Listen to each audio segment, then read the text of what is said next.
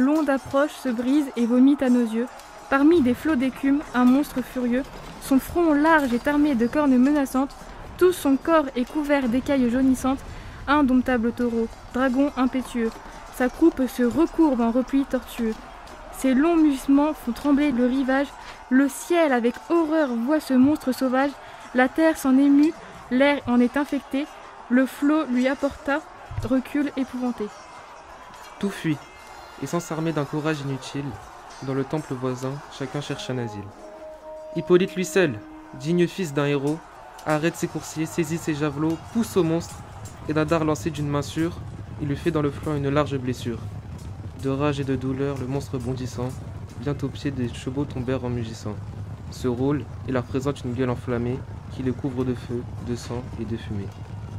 La frayeur les emporte, et sourds à cette voix, ils ne connaissent plus ni le frein ni la voie.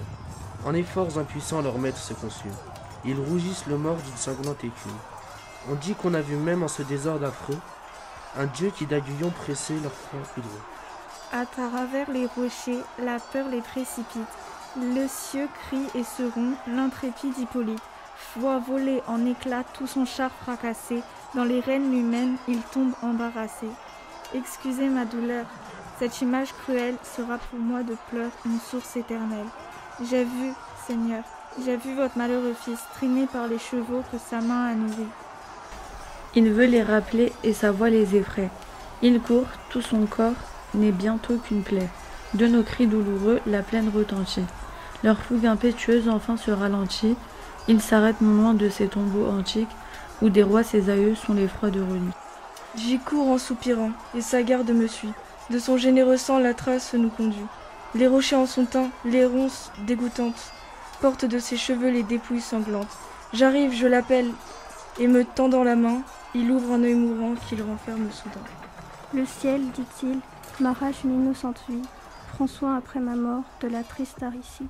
Cher ami, si mon père un jour désabusé plaint le malheur d'un fils faussement accusé, pour apaiser mon sang et mon ombre plaintive, dis-lui qu'avec douceur il traite sa captive, qu'il lui rende.